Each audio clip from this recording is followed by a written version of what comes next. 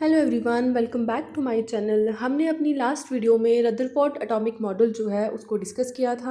हमारी ये वीडियो जो है वो रहेगी drawbacks of Rutherford atomic model, Bohr's model of atom and limitations of Bohr's model of atom. तो सबसे पहला टॉपिक है हमारा drawbacks of Rutherford atomic model, जिसको हम डिस्कस करते हैं। सबसे पहली लिमिटेशन रदरफोर्ड एटॉमिक मॉडल की ये रही कि ये एटम की स्टेबिलिटी को एक्सप्लेन नहीं कर पाए थे।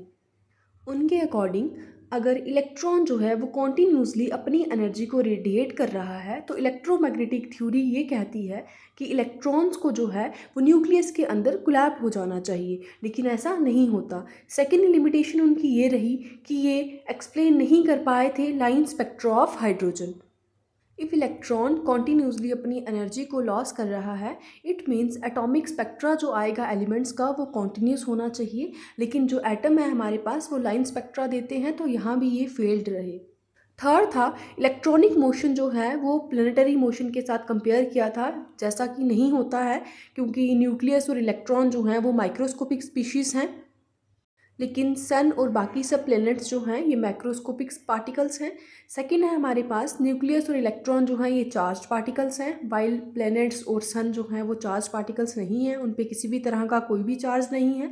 थर्ड है ग्रेविटेशनल फोर्स जो है वो एग्जिस्ट करती है between the sun and the planets, while इस केस में हमारे पास न्यूक्लियस और इलेक्ट्रॉन के केस में इलेक्ट्रोस्टैटिक फोर्स जो है वो एग्जिस्ट करती है।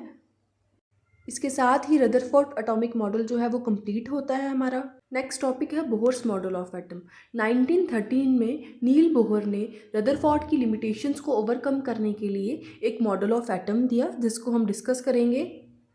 सबसे पहला पोस्टुलेट क्या है? Structure of atom.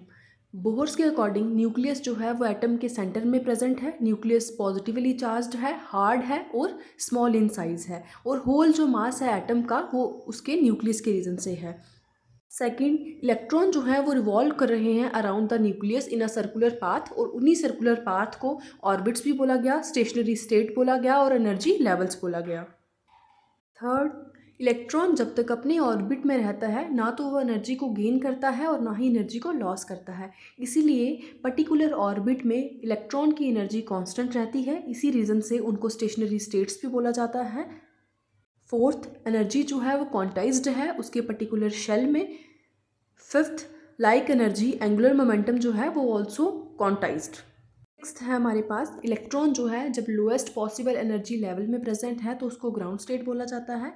सेवेंथ है, अगर इलेक्ट्रॉन जो है एनर्जी को अब्जॉर्व करके जंप करता है किसी हायर एनर्जी लेवल पे तो उसको एक्साइटेड स्टेट बोला जाता है, और एक्साइटेड स्टेट में उसका लाइफ स्पैन बहुत ही कम होता है, इसी रीज़न से वो इलेक्ट्रॉन जो है दोबारा से एनर्जी को लॉस करके दोबारा अपनी ग्राउंड स्टेट में आ जाता है, क्योंकि एक्साइटेड स्टेट में हाई एनर्जी होने के कारण वो अनस्टेबल है, वाइल ग्राउंड स्टेट में उसकी एनर्जी लो है और स्टेबिलिटी जो है वो मैक्सिमम है।